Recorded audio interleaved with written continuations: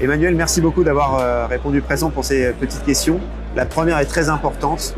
Vous êtes le fondateur, le créateur des domaines qui montent. J'aimerais avoir quelques mots pour conter cette histoire magnifique qui sont les domaines qui montent. Alors, les domaines qui montent, 30 ans déjà, une génération.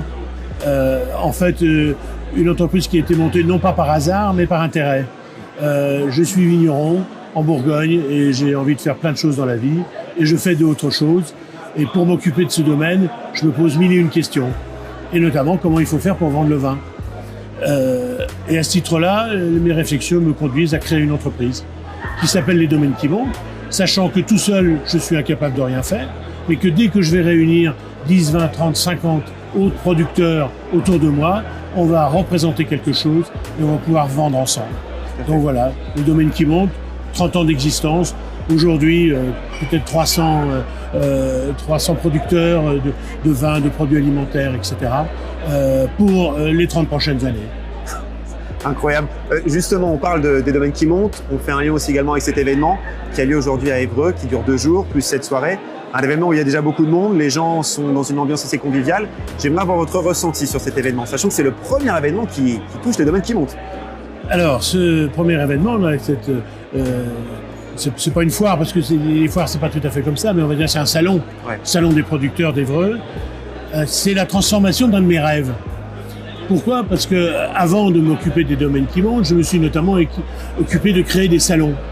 Et dans l'agriculture notamment, parce que j'ai créé le premier salon de l'agriculture bio en France dans les années 70, qui s'appelle Marjolaine. Et depuis que les domaines qui montent existent, je me dis, il faut recréer des salons comme ça pour que les grands publics puissent venir, plutôt que d'aller dans une boutique, ils viennent dans un salon, c'est pas tout à fait la même chose. Ils peuvent voir plein de gens, les producteurs, etc. Donc voilà, aujourd'hui, ce salon est l'aboutissement de rêves que j'ai, et certainement le premier d'une très longue série qu'on va faire, bien entendu à Évreux, parce qu'on va les renouveler, mais sans doute dans toute la France aussi. C'est une excellente nouvelle. Justement, vous faites un parallèle entre ce que vous aviez créé dans les années 70 et ce qui se passe aujourd'hui. D'un point de vue strictement humain, retrouvez-vous cette énergie qui est la convivialité, la bienveillance et le lien entre les producteurs que vous viviez dans les années 70 et également aujourd'hui?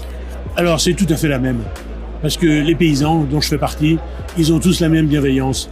La nature leur donne la bienveillance. Et ils aiment parler de ce qu'ils font. En fait, le producteur, il travaille de ses mains, de sa tête, de tout ça. Et il a envie de faire partager tout ça au grand public.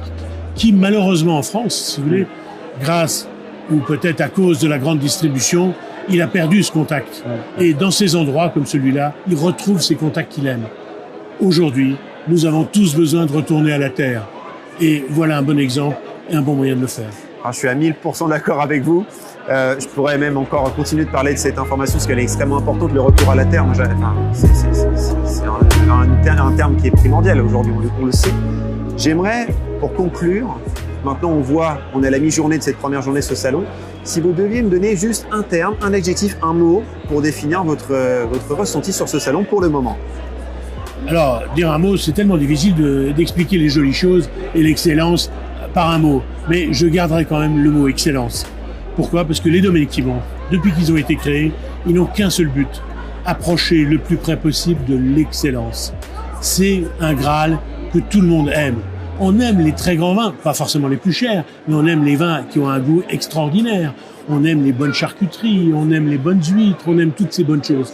Et on se rend compte que plus on va dans l'excellence, plus on trouve une réponse formidable de consommateurs.